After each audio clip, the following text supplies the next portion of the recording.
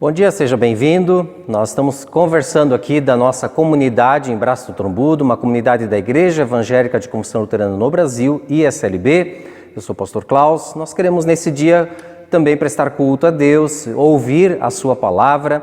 Seja bem-vindo. Nós temos hoje o lema dessa semana de João 6,68, Senhor, para quem iremos? Tu tens as palavras da vida eterna. Assim, os discípulos se referiram a Jesus, quando Jesus perguntou se eles queriam ir embora, e Jesus os deixou livres quanto a isso.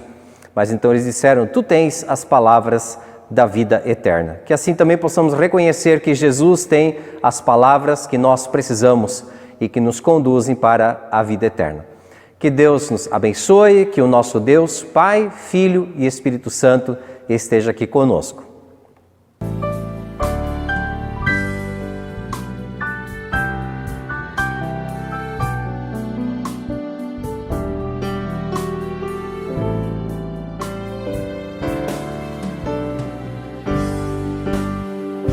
Que a graça do nosso Senhor Jesus Cristo, o amor de Deus Pai e a comunhão do Espírito Santo esteja com todos nós. Nós estamos hoje refletindo a respeito de uma palavra bíblica em 1 Coríntios 6, a partir do versículo 12. Então você pode procurar também na sua Bíblia essa palavra. Aqui na região em que nós moramos, nossos rios têm bastante curvas. Então, certo dia surge uma discussão a respeito, por que esses rios têm tantas curvaturas, né? E a resposta foi porque justamente a água procura o caminho que lhe oferece menos resistência. E assim a água vai desviando daquilo que bloqueia o seu fluxo. E por isso então o rio acaba tendo caminhos sinuosos. Assim também é a tendência das pessoas buscarem o caminho mais fácil. Para que complicar se dá para facilitar? Certo dia Faustão fez uma pesquisa onde então as pessoas recebiam uma nota de R$50 falsa e era perguntado se elas iriam passar essa nota adiante ou não. Mais de 50% das pessoas na pesquisa responderam que iriam sim passar essa nota falsa adiante. Assim também há cristãos que desviam o seu caminho diante de dificuldades e se inclinam para o lado da tentação, por onde é mais fácil fluir, assim como os rios, como as águas das quais a gente falou. Mas o apóstolo Paulo exorta a comunidade de Corinto, pois eles haviam se afastado do caminho e eles haviam seguido o caminho mais fácil, o caminho da divisão, do orgulho, da imoralidade. Havia processos judiciais entre irmãos da comunidade. Paulo precisa então exortá-los a respeito da atitude que eles estão tomando. Nós sabemos a partir da análise desse texto de que Paulo, quando está falando e escrevendo a essa comunidade, ele usa afirmações que partem dos argumentos daquelas pessoas a quem ele está escrevendo. Então, quando ele diz, todas as coisas me são lícitas, era isso que muita gente dizia. Nós agora temos a liberdade, podemos fazer qualquer coisa. Ou então, os alimentos são para o estômago, né? Quando alguns diziam, não faz mal, eu posso comer de qualquer coisa, isso não vai me fazer mal, porque os alimentos são só para o estômago, não vão interferir na minha espiritualidade. Então Paulo não discorda da afirmação a respeito da liberdade. De fato, a vida do cristão não é cheia de leis e de regras, não é? Nem a obediência aos mandamentos garante a nossa salvação, mas Paulo complementa a afirmação, mas nem todas as coisas convêm. Ou então, eu não me deixarei dominar por nenhuma delas. Então, de fato, como cristãos, nós somos livres, não há mais uma lei, um mandamento, o qual a gente vai cumprir e que vai nos levar para a salvação. Mas também nem todas as coisas convêm. Ou há coisas que podem nos dominar e nos afastar do caminho da fé. Então, dentro da ética cristã, há muito espaço para seguirmos nossas próprias preferências. Que tipo de comida a gente gosta, que profissão a gente vai seguir, o vestuário que vamos usar, a aplicação do nosso dinheiro. Porém, há questões que delimitam essa liberdade. O amor a Deus e o amor ao próximo, e também o bem-estar do próximo. Nem todas as coisas que a gente vai fazer vão ajudar a outra pessoa. Pelo contrário, podem prejudicá-la. Nem todas as coisas que nós formos fazer vão ser um bom testemunho do amor que nós temos a Deus. Então sempre precisamos nos perguntar a respeito das nossas atitudes. Aquilo que eu faço vai ajudar o outro? Vai servir para a sua edificação? Bem, seria muito mais fácil se a gente seguisse uma regra única, né? É proibido fazer isso, é proibido fazer aquilo, é proibido beber, é proibido fumar. Mas a palavra de Deus não segue nessa direção, não é? Todas as coisas me são lícitas. Paulo concorda com essa afirmação que aquelas pessoas em Corinto diziam, mas ele afirma também, mas nem todas as coisas convêm. Em todo caso, muitas vezes fazer o que é correto conforme a vontade de Deus é mais difícil do que seguir o caminho que preferiríamos. Como a água, né, que procura o caminho mais fácil. E seguir aquilo que é a vontade de Deus nem sempre é o mais fácil.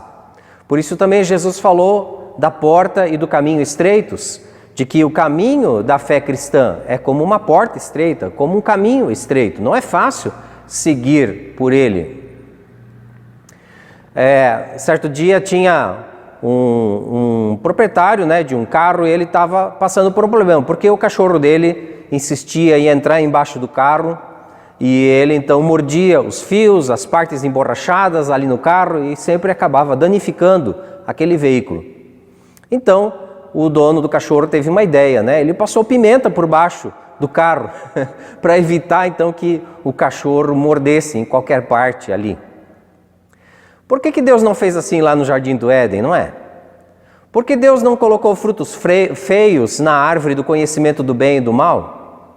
Por que Deus não colocou um muro alto com arame farpado em volta daquela árvore para que Adão e Eva, então, não pudessem comer do fruto proibido? Por que Adão e Eva precisavam enfrentar face a face a pergunta moral? E assim, eles mostrariam confiança no seu Criador e lhe obedeceriam amorosamente, de todo o coração, diante da tentação. Mas se eles não tivessem essa escolha, como é que eles seriam imagem e semelhança de Deus? Pessoas livres, como Deus é. Assim também, da mesma forma, nós, diante das questões éticas em nossos dias, não vai ter um muro alto em volta, não vai ser passado pimenta ali para a gente não tocar, E a tentação muitas vezes vai mexer com coisas agradáveis, bonitas, atraentes. O que fazer então? Será que a gente vai falhar no teste? Ou então nós levaremos em conta os princípios da fé, o amor a Deus, o amor ao próximo, altruísmo, bondade. Paulo então precisa tratar com os coríntios um assunto delicado nessa questão da ética cristã. Paulo fala com os coríntios a respeito da prostituição, como você pode ler aí no texto, no versículo 16. Lá em Corinto era grande o número de prostíbulos, porque era uma cidade portuária, e também, além disso, havia a religiosidade grega, e nessa religiosidade havia a figura da prostituta cultual, que era algo socialmente aceito e normal naquela sociedade. E Paulo então argumenta que a relação sexual cria um vínculo entre as pessoas. E ele diz que sexo não é como comida, mas que envolve a pessoa como um todo, na sua integralidade. É parte da boa criação de Deus para unir o casal que se ama. Paulo também apresenta uma visão do corpo como meio de servir a Deus. Glorificai a Deus no vosso corpo, diz lá no versículo 20. Ou seja, nós não servimos a Deus só com o nosso coração, com a nossa alma, mas nós servimos a Deus também com as nossas mãos, com os nossos olhos, com os nossos ouvidos, com os nossos pés, com todos os outros membros. Assim, devemos servir para os propósitos de Deus. Se estamos unidos a Deus através da fé, como é que podemos nos unir a uma prostituta? Disse Paulo no versículo 15. Bem, muitos podem dizer, eu nunca faria isso, longe de mim, eu sou fiel à minha esposa, ao meu marido. Porém, se olhamos a sociedade em que vivemos hoje em dia, a erotização da sociedade, a exploração da sensualidade pela publicidade nos meios de comunicação, também pela internet. Então, lembremos que não há corpo sem alma. Não é possível separar o físico do espiritual. Está tudo junto. E ao desejar somente o corpo, então nós ferimos o princípio do amor, porque a gente precisa amar a pessoa como um todo, não somente o seu corpo. Assim vimos, Deus não constrói muros altos em torno daquilo que nos tenta. Nem Deus faz aquilo ser feio. Então, somos tentados por coisas que nos são agradáveis. E se a gente seguir aquele impulso, de coisas agradáveis, bonitas, a gente certamente vai cair em tentação.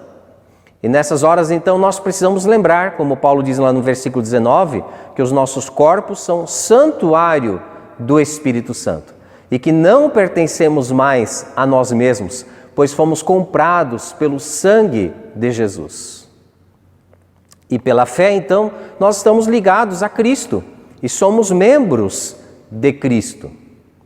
Assim também, aquilo que nós fazemos com o nosso corpo conta muito, em nossa espiritualidade, nossa vivência de fé, no nosso testemunho de que nós somos filhos e filhas de Deus. Os cientistas fizeram uma análise, logo que foram encontrados os restos lá do navio Titanic, e eles fizeram uma análise, então, de todo aquele material e descobriram que havia rebites defeituosos e que esses rebites podem ter causado o naufrágio rápido do Titanic. Partes recuperadas da embarcação foram examinadas pelos pesquisadores, que ali encontraram rebites impuros feitos de ferro fundido ao invés de aço. Então veja, pequenos detalhes que afundaram um grande transatlântico. O que isso nos ensina a respeito da nossa vida cristã? Assim também, pequenas coisas podem comprometer a nossa caminhada com Jesus Cristo. Lembre-se então de que as suas mãos, os seus olhos, os seus ouvidos, o seu pensamento, toda a sua vida, todo o seu corpo está ligado a Cristo pela fé. Que você também sempre repense as suas atitudes para fazer aquilo que agrada a Deus, para fazer aquilo que beneficia o próximo, que ajuda ao outro e não que o prejudica. E que assim também usemos o nosso corpo para a glória de Deus, para que mais pessoas sejam ajudadas, para que mais pessoas conheçam o amor de Deus. Que assim o Espírito Santo te ilumine, te dê sabedoria para que a sua vida corresponda também aos seus valores espirituais, para que as suas atitudes sejam coerentes com a tua fé que você tem em Jesus Cristo como teu Senhor e Salvador. E que a paz de Deus, que excede todo entendimento, guarde nossos pensamentos e corações em Cristo Jesus. Amém.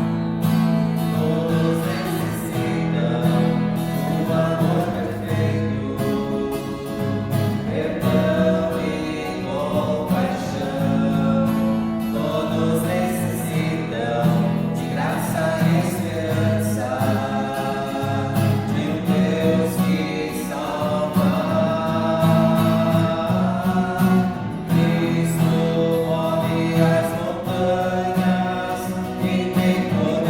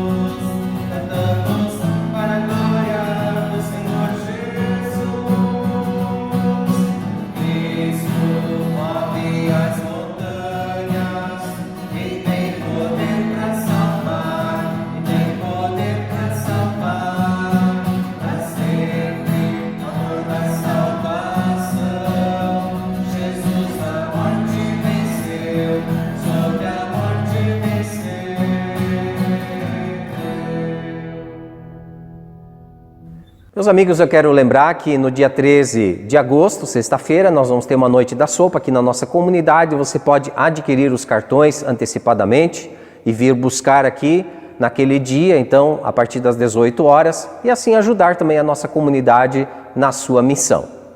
Assim também você pode colaborar com a sua oração, ore pela divulgação da palavra de Jesus Cristo, ore pelos seus amigos, pelos seus familiares, para que eles também conheçam a Jesus como Senhor e Salvador. E compartilhe esse nosso culto para que mais pessoas também possam assistir.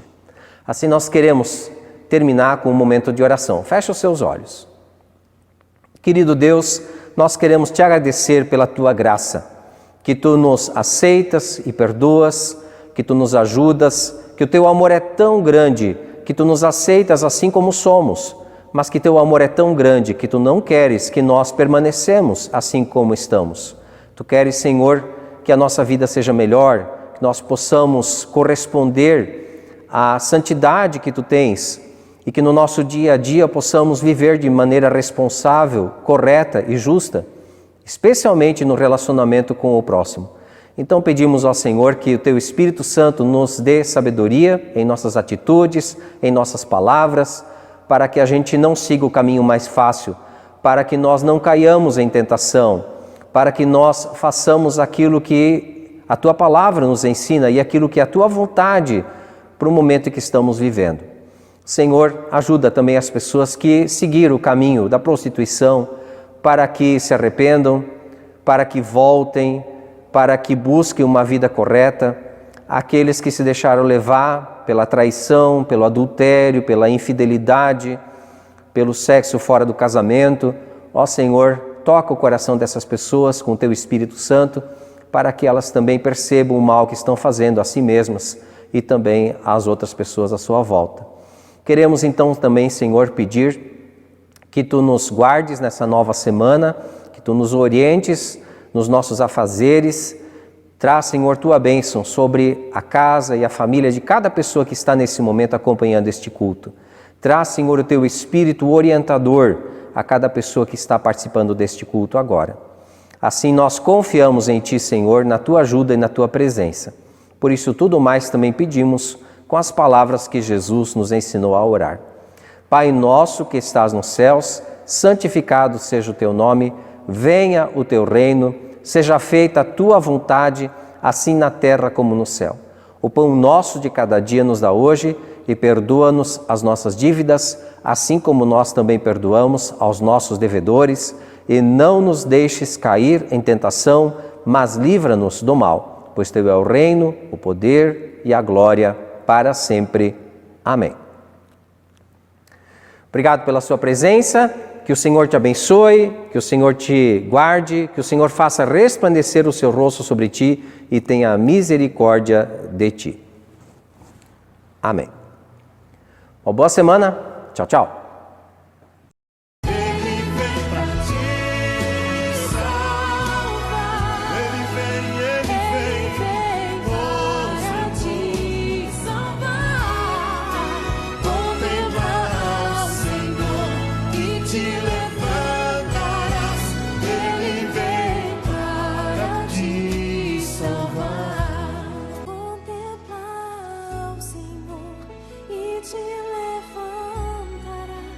Ele vem para te salvar.